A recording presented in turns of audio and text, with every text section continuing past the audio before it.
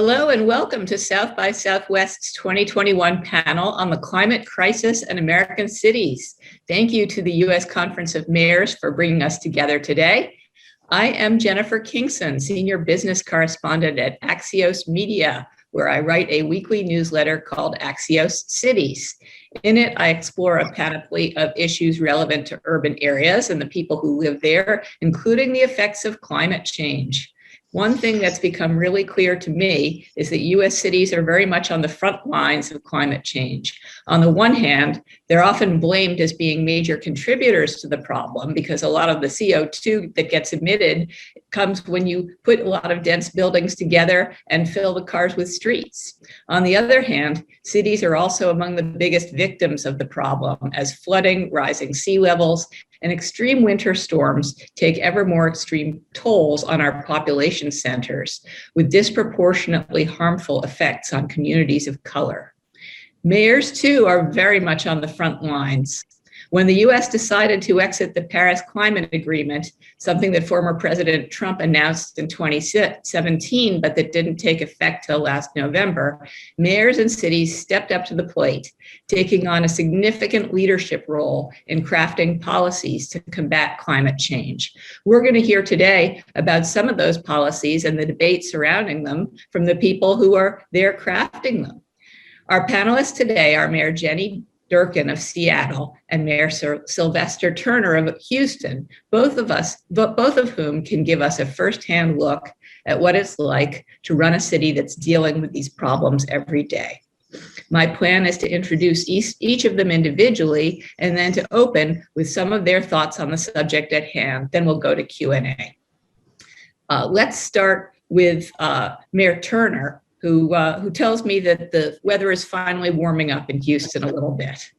He's a Houston native who spent a long and successful career as a lawyer and member of the Texas House of Representatives. He was inaugurated as mayor in 2016, the year before Hurricane Harvey came to town, and then last year unveiled the city's landmark climate action plan, a comprehensive program to make the city climate neutral by 2050, in keeping with the goals of the Paris Accords. No doubt that will be no small feat for a city synonymous with big oil. So Mayor Turner, I want to turn it over to you. What are your top line thoughts on the subject? Thanks, Jennifer. It's good to be with you today. And it is also good to be with Mayor Durkan, who is an outstanding mayor, and I've kind of been following the things that are happening in Seattle and the leadership. So Mayor Durkan, good to be with you, and just a big congratulations on everything that's happening in Seattle. Look, we're at a pivotal point in our country on the issue of climate change. I can certainly attest to that because a few weeks ago, in the state of Texas, a winter storm came in that was unprecedented, and it wasn't just one part of Texas. It was almost all of Texas that was in the deep freezer. So I can tell you that climate change is an issue front and center.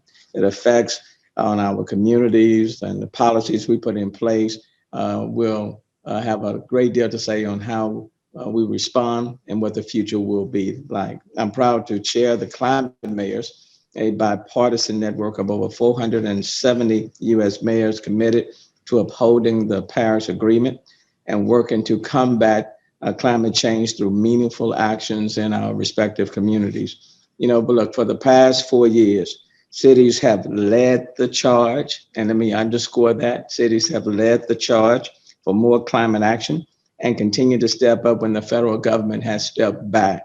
I can't tell you how elated I am, along with many other mayors, to know that we now have a partner in the White House that will be working with us to address climate change in a very comprehensive and holistic fashion. We're already coordinating with the Biden-Harris administration to accelerate our ongoing efforts to curb emissions and prevent the worst effects of climate change. My two main priorities for climate mayors are to strengthen the organization by significantly increasing membership, to go from 470. I would love for us to even double that number, and to ensure a closer working relationship with the federal administration.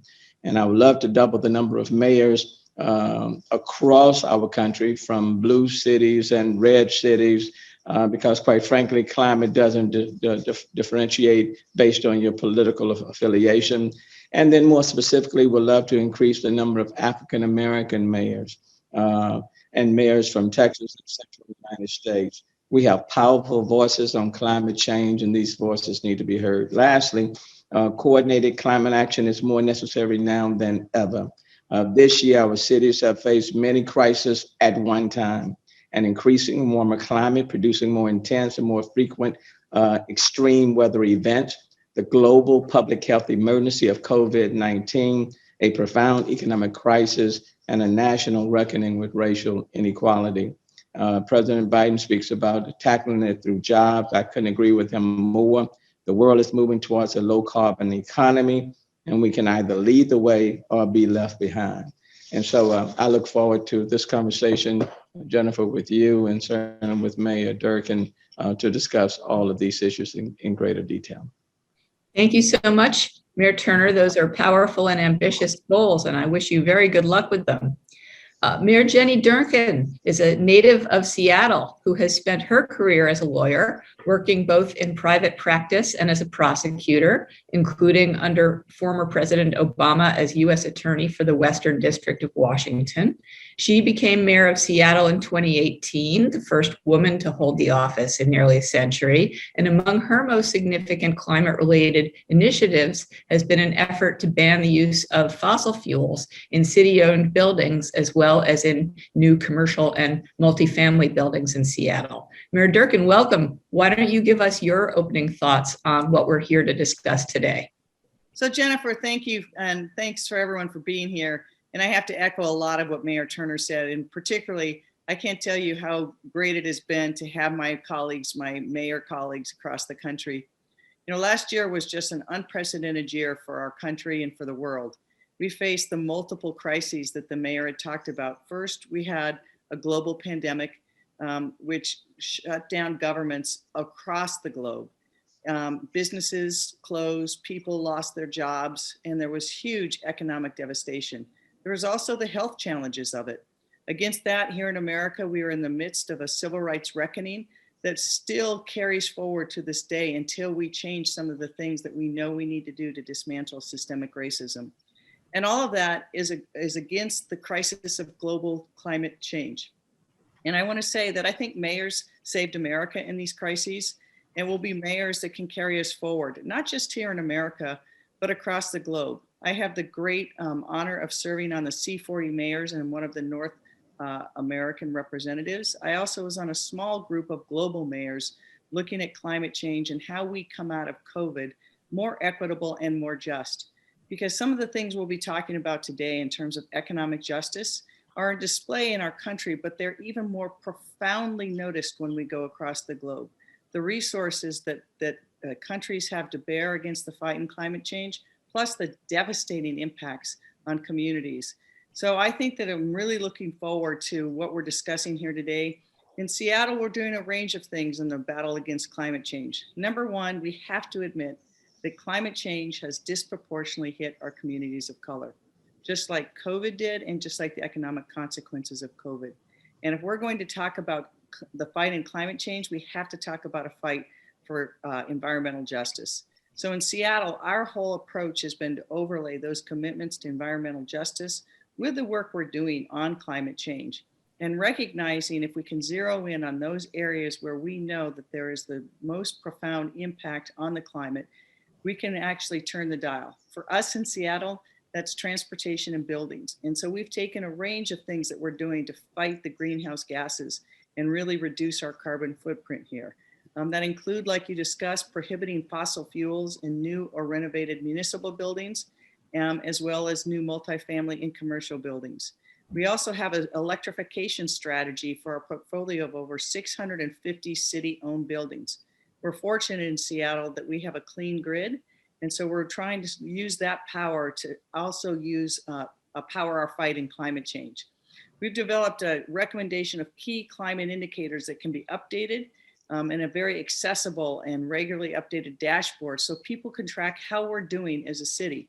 We know that we have to, as I said, make sure that we're advancing environmental justice by ensuring that the benefits of the investments we're making in clean energy actually benefit all communities and don't become yet another divide. We have to make sure that as we update our buildings that we're being equitable. So we developed a program, for example, to get rid of home heating oil, but we're using the tax on that to go back to improve and upgrade buildings, particularly for people who could not afford it in their homes. We're approaching the 5th anniversary of the Equity and Environmental Agenda on Earth Day. And I think that together, we as mayors across this country, working with the Biden administration and mayors across the globe, as well as other global leaders, can really make this year and next year a critical milestone in our fight for climate change and for environmental justice. Thank you so much. And I'm so glad that both of you mentioned the Biden administration. I'm really interested in hearing about your conversations with the Biden-Harris team and what they sound like, what you're talking about with them, and your impression of what Biden hopes to do to help cities meet their climate targets. Mayor Turner, do you want to talk about that, since you did mention that you've been having discussions with them? Look, I think many of us are excited about the Biden-Harris administration. They have already brought some exceptional people onto their team. Gina McCarthy, we've had several conversations with Gina. She's well experienced when it comes to climate change, renewables. The former Secretary John Kerry. I mean, the entire team. Even before he became president, President Biden spoke about this. The initiatives that he wanted to take on climate and renewables, something like a $2 trillion package that he wanted to put forward. But the key deal is that in order for us to tackle climate change in a real way, it requires partnerships at all levels. Prior to the Biden administration, there was no federal mandate. And coming from the state of Texas, there was no state mandate. So here in the city of Houston, we really had to look for partners to find those win-wins. And we had to partner with many of our energy companies and others, community stakeholders, to make it happen. With the Biden administration, I view this as a game changer. They've already rejoined the Paris Agreement, which is significant. And they're already reaching out across the board. So I'm excited about it. I think that the benefits will certainly be there in real time. And again, when you combine the mayors across the country, along with a partner in the White House, I think you're going to see some significant improvements and enhancements. Again, and then as we look to retrofit on so many levels, we're going to need those resources, okay? A lot of those resources will have to come from the federal end, and I think they're committed to that. In fact, I know they're committed to it. Great, thanks for filling us in on that. Mayor Durkin, same question. Have you been talking to the Biden-Harris folks, and what do they have in mind for Seattle? I have, and I will say that the change in administration has been so positive for mayors across America, in big cities and small, red states and blue states. Because I will tell you, our city of Seattle, we've talked to the Biden administration on constructive projects we can do together to both fight coronavirus, improve the economy, and in a fight against climate than we had in the entire time under the Trump administration. When I was U.S. attorney, I was also chair of the subcommittee on cybercrime, and we looked a lot at the threats to the United States and cybercrime. And one of the things we were most concerned with was a strike on our electric grid. Well, poor Mayor Turner and all of Texas saw what happens when the electric grid fails, but it fails in part not because of an international terrorist threat, but a domestic threat. And that threat is the denial of climate change and what we need to do as a country to make sure that we are ready for it and that we can continue to the next century. This is an existential threat to every American city, but to our planet as well. And I think working with the Biden administration, we know not are they just re-entering the Paris Peace Accords, peace accords, it is peace, global peace, the climate accords, but they're also making sure that the people they're putting in place have the expertise to get it done. And that alone is just a ground shift for us to be working with people who not just committed to the fight, but themselves have the professional reputation, expertise to take that on a national and global level. So I'm very much looking forward to working with them.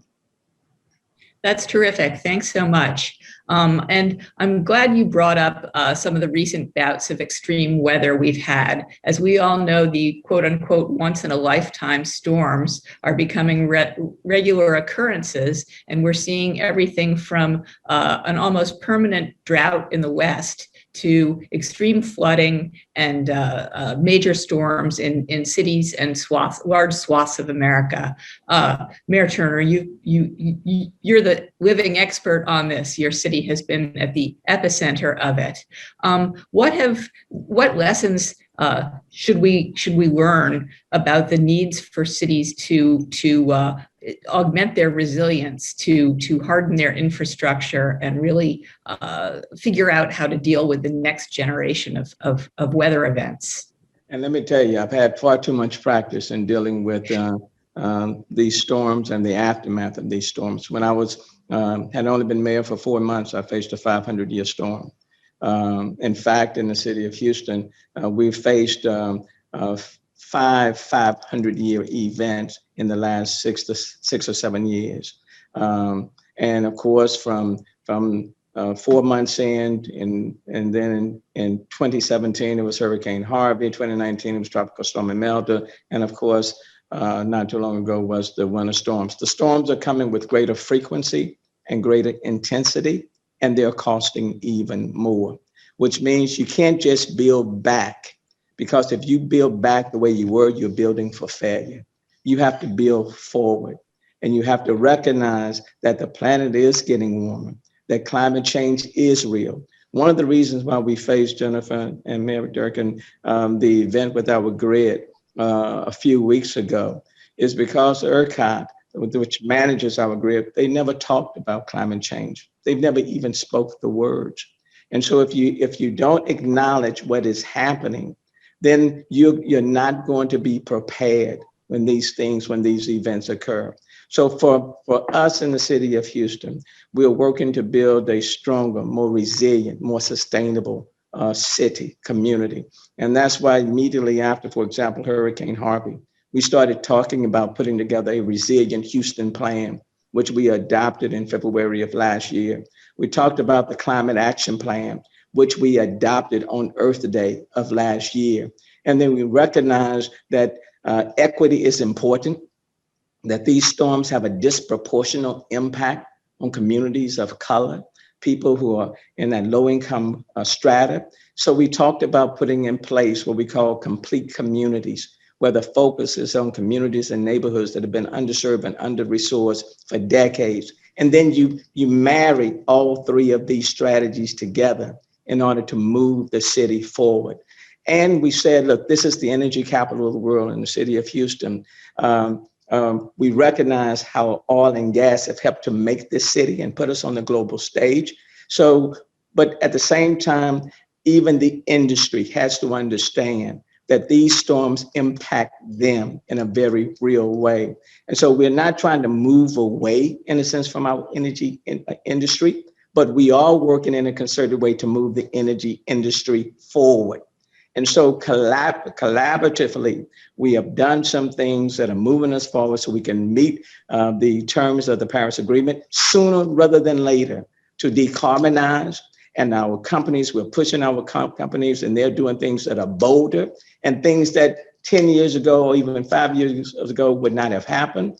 And what we have said, if we can do it in the energy capital of the world, then not only do we benefit here locally, but we can have global ramifications in a positive way.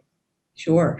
Mayor Turner, now one more follow-up question. I live in New York City, where we've had our share of big storms, but I'll never forget sitting in my apartment watching as during Hurricane Harvey, the streets of Houston turned into rivers. It was such dramatic footage, and of course you were there. What has happened since then in terms of flood protection, and have parts of the city, is it going to make sense to build there, or for people to continue to live there? What do things look like in the aftermath, few years? And the answer is yes. It's important to learn from these events and then to prepare moving forward. And so, for example, we're building higher. We're not being aggressively in developing what I call the 100 to 500 year floodplains. Okay, we in many of the resources that we have received, there are a number of what we call hazard mitigation projects. All four of the priority projects that I identified as the mayor of the city of Houston, all four have been approved and fully funded in working in collaboration, for example, with FEMA and our local partners, and they are in the design phase and moving forward. With respect to detention, we're making sure that as we build smarter, recognizing that you can't do it the old way, but you just can't build your way out of it. And that's why you have to talk about climate change. And so the focus is on energy transition, it's on transportation. We're talking a lot more about electric vehicles and moving forward aggressively on that front. It's about building optimization, material management. Those are the four pillars. So we put in place a scientific, community-driven climate action initiative, and we are committed to the implementation of it, not just talking it. And we recognize that if we can get it done in this city with everything that we have faced, that not only will we benefit people who live here, but this city will be a model for others for years to come. So yes, you can live here, you can move here. We invite you here. And what the city that existed when Harvey came about in 2017 will be a far different city as we implement the strategies that we have designed and put in place. Well, I'm going to look forward to coming to visit now that I have that invitation. Mayor Durkin, the Pacific Northwest is often considered one of the most climate change resistant parts of the U.S., one of the safest places, as opposed to, say, where I live, when it comes to places that are climate proof. Though you should correct me if I'm wrong about that. I know you're right on the Puget Sound. Tell me about what extreme weather looks like in your part of the world and what you can do, what you've been doing in your city to address it. So that's a great question. And we have actually had profound impacts on our weather systems and what it's done for our city. Before I talk about that, I just want to put in a pitch. If people are traveling and they're watching this, come to Seattle. Don't just go to Houston. We are open and ready for business. And I love my brother mayor, but don't send all the business down there.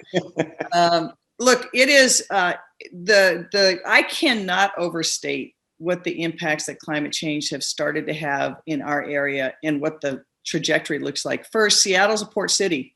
So the rising seas have a profound impact on our ability to maintain our downtown core, as well as so many of the areas in our region. Together with the droughts in the West have caused forest fires. And we now have basically 5 seasons. We have winter, spring, summer, and then smoke before fall. We sometimes have as much as 2 to 3 weeks where the air quality in Seattle is worse than Beijing.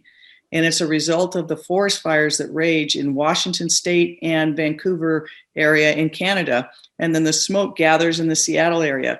We've had to retrofit a number of our community centers to make safe smoke shelters so that we can get seniors and people experiencing homelessness and others indoors, because it's so dangerous during that period of time. So we not only are having to equip ourselves on the smoke and having the rising seas, we've also seen over the last few winters some of the most profound snowstorm events that we've had in a period of time.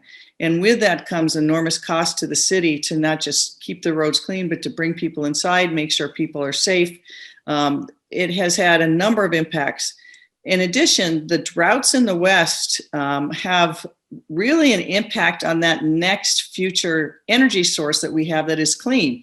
And that is our electrical grid. You know, we are mostly hydropower, but with the droughts, we have seen that the snowpacks are much less sometimes, and the water that can drive those dams is decreasing. And so we have to turn to alternative strategies.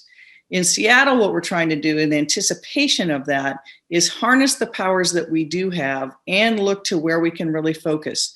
So, for example, we have probably the most environmentally friendly buildings there is. Built at the Bullitt Center, it's world famous now. Dennis Hayes, who founded Earth Day, was the head of the Bullitt organization when they built this. It not only is low energy, it gives energy back to the grid. It recirculates its water, it has a living roof. So using that as a foundation, we did a living building pilot and are supporting 15 buildings that we want to see give back to the grid and show that you can do it, and it can pencil out so that it encourages more people to do this. I also mentioned the heating oil project program that we have. You know, we have about 700 households that use heating oil, but it's a disproportionate impact of the greenhouse gases that our residential areas give. So by targeting that and changing the use in the future, we know we can reduce those greenhouse gases in that segment. We also have a very good program on building tune-ups, so people are using less energy and at no cost fixes sometimes, or low income loans. So we have completed about 450 building tune-ups today to reduce those greenhouse gases. And we're also looking at the transportation industry, because if we can harness the power of electricity, I want us to be in a place where all of our vehicles, the city fleet, buses, personal cars, are 100% electric. So to get there, we of course are building out our electric infrastructure. We're working to see if we can get more electric buses in the bus entity, the metro services that provide buses to the city of Seattle. And then we're looking at our own fleet to make sure that our fleet transfers over from being one that's based on oil and gas to one that can be electrified. And pretty ambitious goals for us, but I think that we'll be able to get there. Thanks, Mayor Durkin. You know, I wrote recently an article about the small but growing number of communities, mostly in the West, that have done what you did recently and banned fossil fuel in new buildings for the most part. Oakland and other places in California were in the vanguard of this, as was Seattle. One thing I heard from the fossil fuel representatives I spoke to, they said, well, you know, electricity is great, but it's more expensive as a heating fuel, and that's not great for low-income Americans. Is that something that you've grappled with, a question over that? We are very much looking at what those environmental divides are. Electrification, for example, of vehicles and other things is a strategy, but that could create this divide and exacerbate those disparities. For example, you could have electric vehicles, but if you're living in an apartment, if you're unhoused, or if you're a person that lives in somewhere where they don't have access to a charging infrastructure, soon you're creating a have and have not. The same with when we looked at the decarbonization of new construction, we very much targeted to begin with new multifamily, new commercial, and all our city businesses, buildings. That would give us a pretty good slice of pie for us to show and establish that we can do this and keep the cost down.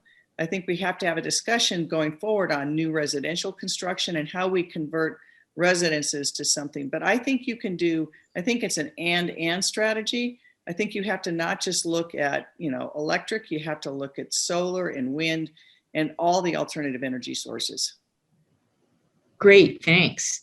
I wanted to ask both of you about something that's come up a bit already. As we know, the impacts of climate change are having a disproportionate effect on low-income communities and communities of color, and that's expected to continue to happen as this plays out in the near term. How are you approaching your actions on climate change in a way that can be equitable to and supportive of those communities that have been the victims of these consequences? Who would like to take that one first? What I will say to you is that what we are doing is that equity has to be included in all of our strategies, whether it's Resilient Houston, whether it's the Climate Action Plan. If you don't build in equity on the front end, you're going to miss out as you move forward. And that's why we have adopted what I call complete communities. And that's a focus on communities that have been underserved and under-resourced for decades. Even as a part of our climate action plan, a key component is establishing a climate action equity coordinator to make sure that all of these strategies align. And to give you an example, for example, as of July 1st of last year, 100% of our city buildings are now all renewable, 100%. But at the same time, when I'm looking beyond our municipal buildings and looking into these communities that have been underserved, there is a landfill, for example, that was started in the 1930s. It ceased operating in 1970, and it has been dormant, 240 contaminated acres for the last 50 years that's holding down this low-income community on the south side of Houston. What we are doing now and working with C40 and others is that we put forth a request for a proposal on how can we take advantage of these 240 contaminated acres in this underserved community and turn it into useful, repurposable space. And now we're looking at, City Council approved it a few months ago, building the largest urban solar farm in the United States on a contaminated landfill right there in this underserved community. 50 megawatts of power, enough to generate power for about 5,000 to 6,000 homes. It will create green jobs. It will revitalize this community, and it'll take about 120 million greenhouse gases out of the system. And so that's advancing climate action strategies, but doing it in such a way where it's equitable and you're reforming and these communities for the better. And we're looking at doing this all throughout the city. But the key component is that whatever we are doing, equity has to be included. Otherwise, we're going to continue to miss the mark. Thank you. Those sound like really interesting projects. And as a reporter, I'm going to follow up and try to learn more. Mayor Durkin, same question to you. What about equity and the management of climate change? What comes to mind for you in Seattle? So I agree with Mayor Turner. We have to center equity in the climate fight because without it, it is not just environmental justice, it's about justice, period. Right. And so we've done a number of things. As mayor, I did an executive order which requires our city departments to coordinate their work with a Green New Deal oversight board. And that oversight board brings communities most impacted by racial, economic, and environmental injustice together with labor stakeholders, tribal members, youth, workforce development leaders, and climate resiliency and greenhouse gas experts. So having our strategy guided by those people who not only know the science, but can make sure that we center that on equity. We also have created a environmental justice fund in the city of Seattle that just recently was able to give out its first $500,000 in grants for community-led projects that advance environmental justice. And this round of grants was probably one of the largest grants awarded through the fund since we were able to establish it. It's the Environmental Justice Committee that oversees this as a group of really dedicated leaders whose goal is to deepen the influence of our BIPOC communities and help shape our response to climate change. We see disparities here in the city of Seattle that have an overlay of every single one of the things that relates to what we've seen in the deep racial inequities and the systemic racism that perpetuates those inequities. For example, there's an area of Seattle called South Park that is along the banks of the Duwamish River, which empties into Puget Sound. That Duwamish Valley has been the site of industrial work for decades and decades. It is also very proximate to a PCB Superfund site. Right now, the life expectancy for a kid who's born in that part of Seattle is shorter than the life expectancy for a kid who's born to the more affluent parts of Seattle. So we need to make sure that as we are moving forward in our environmental justice, in our climate change fights, that we have to center equity and make sure that we do not continue to perpetuate those systemic inequities that have occurred. Thank you. I wanted to ask, both of you have made mention, I think, of the climate change skeptics that are out there, the people who deny that this is going on or who deny the science behind it. I'm going to guess that most people who are in this audience are those who don't fall into this camp. But as mayors, you both have the bully pulpit and responsibility to try to sway the skeptics and reach past those who are trying to obscure the reality. How do you do that? Is there an approach that you've been taking, or any thoughts on what you individually or we as a society can do to bring everyone around to the conclusion that you and I share? Well, go ahead, please. Go ahead. Thank you. let me just say that facts still matter and facts are important. The winter storm that we experienced in February was unprecedented, but it was not. But it was foreseeable and preventable. And the reason why I say that is because the grid, our electric grid in the state of Texas, was designed and constructed for the summer heat. It did not factor in the winter storm. And ERCOT and the people with the Public Utility Commission never talked about climate change. They just did not discuss it. And because they did not take the necessary steps to harden the system, to weatherize the system, in the city of Houston alone, 25% of single-family households experienced leak or busted pipes. And now there are many people weeks after who are still without water because there are families without insurance or the financial means, and they're waiting on the federal government to provide assistance, but they're stranded in their homes. When I came into office in January of 2016, 4 months in April, that was a 500-year storm, okay? Not a hurricane, but the systems can turn into a major event within a matter of 24 to 48 hours. That was 4 months in. The following year in 2017 was Hurricane Harvey. There was more rain that fell on this city than any other city on the North American continent. And over 130,000 homes were impacted. That was in 2017. In 2019, not a hurricane, I faced Tropical Storm Imelda, another 500-year storm, okay? And even this summer, this was a very active summer, but systems, not hurricanes, can turn into major events.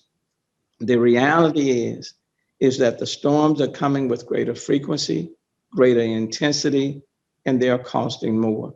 And if you don't recognize that or accept that, I don't care whether you are an energy company or whether or not you're someone in a single family home or someone that's living in an apartment, you are going to be impacted unless you recognize the science, recognize what's occurring, and build a city, a community that's stronger, more resilient, more sustainable. A failure to do that will cost not only from a monetary end, but as with this winter storm that we just experienced, there are people who died from hypothermia. There are people who died from carbon monoxide. And at the same time, overlay that with what people are having to deal with the coronavirus as well. So the facts speak for themselves, and I believe that they're highly poignant. And I don't have to exaggerate it. It's just what is. I'm so glad you laid it out exactly that way. It is indeed poignant and powerful to hear it, described in such visceral and human terms. So I thank you. Mayor Durkin, Seattle, of course, has the reputation of being a very liberal city. So I imagine you have a lot of people who side with you on this, but no doubt you encounter the skeptics too. What are your thoughts on how to combat them? I think we have to do two things on this front. First is, people are entitled to their own opinions, but not their own facts. And I think now getting back to the facts, like Mayor Turner said, to show to people really what the consequences are. In our region in Seattle, their people are very much in favor, but you get outside of Seattle and there can become a lot of skeptics very quickly. And so I think you also have to show how taking these actions will improve their immediate lives and the lives for their children and grandchildren, and that we will guarantee that their children and grandchildren can have a better life. And I think I give you two examples, one which seems relatively small, the other on a larger scale. So again, going back to their home heating oil, you know, one of the real barriers from switching over from home heating oil was the cost to people of converting. And we were able to go in through this tax, we'll be able to cover 100% of the conversion costs for those lower income families. And they will end up with a system that is not only more energy efficient, but one that their bills will actually be reduced. People want to do the right thing and good things if you give them the tools to do it. That bill also made sure that we exempted biofuels so that we could collect and recycle the cooking oils collected in restaurants. We also are using some of the tax revenue for a positive thing in workforce training in HVAC, you know, the heating and ventilation and air conditioning, so that we can start training up the next generation of people who themselves can be climate friendly energy systems. A larger example is we're in the midst of building a new arena for a new hockey team and our basketball team. It is the Climate Pledge Arena, and it will be the first energy neutral arena in the country, and maybe we argue the world, but Seattle always tries to game the world. But with this, we're showing that you can build something that is very, very, it will be one of the best venues for sports, for music. It will touch tens of thousands of people at every event, but yet it can be climate neutral. And so if we show people how their lives can benefit, that if we do things that are smart on climate, we won't have those smoke events every year. If we do things that are smart on climate, we won't have, a foot of snow in Seattle, which is very unusual, and having those very stark things like Mayor Turner said of people dying of hypothermia and carbon monoxide poisoning, not being prepared for it. So these storms have real impacts in every part of the country. Climate change does too. And so if we show the benefits, I'll give you one last example is, in the midst of the pandemic, we knew that when we come out of this, we want to build back better and stronger, and not just economically, but in our battle against climate. And so inspired by Mayor Hidalgo of Paris, we're looking at how does Seattle become a 10-minute city? And one of the things we looked to do was during the pandemic was open up many of our streets, close them to vehicles, and open them just for walking, biking, rolling.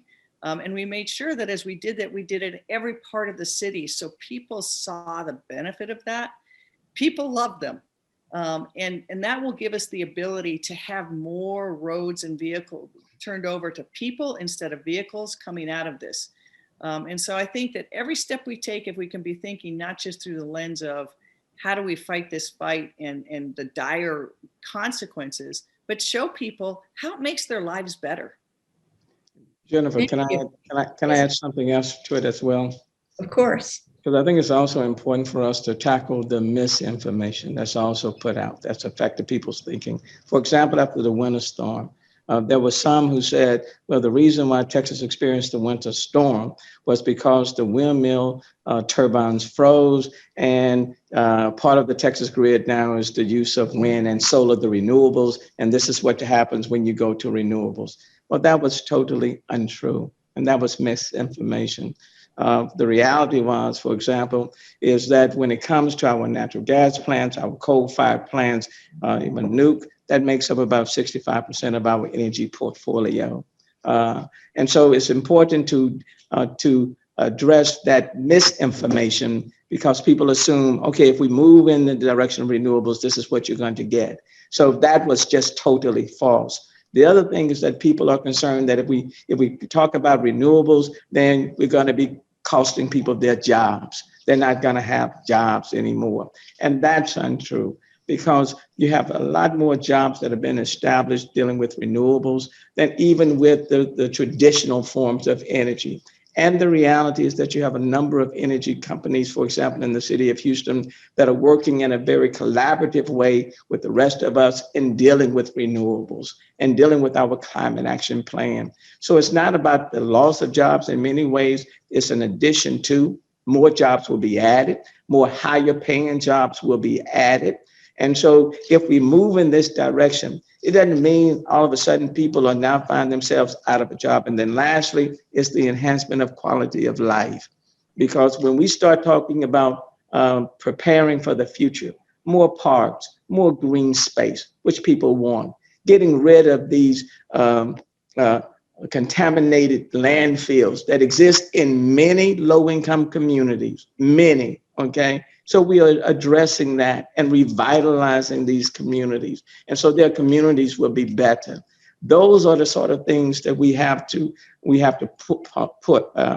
speak to, because otherwise, if we stay on the current course, not only will we have a system it is not equitable, but it's going to be a system that's going to cost even more. People are dying from cancer, land, air pollution, you name it. And so we are offering a better future than the past that they have experienced.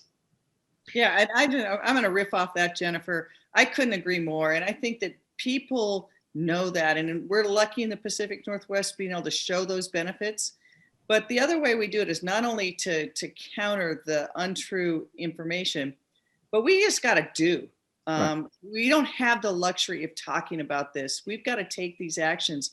And I think cities working together is such a critical component. You know, not only am I on C40 mayors, but Seattle is part of the Carbon Neutral Cities Alliance, which is a collaboration of leading global cities working to cut greenhouse gases by 2050. And we're one of the first major US cities to participate in the Bloomberg philanthropy funded American Cities Climate Challenge. Binding together these cities and working with our partners like the Natural Resources Defense Council and other, particularly our BIPOC communities and community organizations, pretty soon the power of the people that believe is so much stronger than those who fight it. And the benefits can be seen and recognized, as Mayor Turner says, cleaning up some of these waste sites, making sure that communities that have been left behind for so long, that as we build back there first and better. Opening up our streets to people instead of cars, taking all of those actions. And if we do that unified, and multiple cities are doing it, it becomes the aspiration for many others. Because I will tell you that good climate policy is good economic policy. We saw so clearly through this pandemic the wage disparities and economic disparities in this country. Building back better means building back green. And some of these environmental jobs and these jobs in the new green economy are going to be the bridge to the future. And the cities that do it are the ones that their residents and businesses are going to be better positioned than those that don't. And at some point, that incentive itself, knowing that you've got to keep up with the Seattles and the Houstons and the other cities who are going to make these movements, is itself going to change the economic, and the deniers will quit denying, because otherwise they're going to be out of the race. Great, thank you. I think that as we wrap up, I wanted to ask each of you to conclude your remarks by offering recommendations to those in the audience about what we as citizens can do to be engaged on this issue, and ideally to make an impact on climate change on the local level. Mayor Turner? Let me just say, this is a time when you can't be a spectator, you have to be a participant. It's all hands on deck. Climate change is real.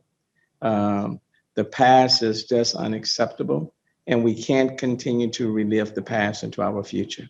If it did, it comes at our own peril. So we have to get involved. And that's why I will tell you, being here as the mayor of the city of Houston, I'm excited that we are an active participant in this discussion. I agree 100% with what Mayor Durkin had to say. Cities do lead. We are the boots on the ground. We are the boats in the water. I mean, we are out there in front. We are living and being a part of these communities on a daily basis. And what we are recognizing, too many people are dying from cancer, suffering with asthma, living in neighborhoods that's just is not conducive to a healthy lifestyle. And so we have to change that, and we have to be engaged. I'm privileged to be the mayor of the city that's known as the energy capital of the world. But we also recognize that that's not good enough, that we have to lead on energy transition. And that's why in working with our stakeholders, with our environmentalists, community activists, it's also important for us to be working with our companies as well. And I am proud to say that they are working with us. The Resilient Houston Plan, that's done in conjunction, for example, with Shell. Our Climate Action Plan, BP and others are part of that, Centerpoint Energy, NRG, you name it. So we have to do better in a transformative way, and I use that word intentionally. And to the extent we can get it right, then the impact, the benefits are don't just remain locally, but the impacts are global as well. So I look forward to continuing to work with Mayor Durkin in Seattle and with so many other mayors across this country and outside of this country, because global change doesn't stop at any particular boundaries. We are all connected, and it's going to take all of us working together to save this planet for generations to come, and we don't have a choice. We have to do it. Excellent sentiment. Thank you. Mayor Durkin, what concluding thoughts and recommendations might you offer us? So a few things. Number one is this really is the fight of our lifetime. And everyone has to be in the fight. We have to be in this together. And I will tell you that being at the C40 conference right before the pandemic, the absolute thing that was most dynamic in that meeting was the voices of youth from across the globe. Their personal testimonies to how climate was impacting their lives, whether it was in Africa or Central America or the United States. And their absolute commitment to me showed that you can make a difference.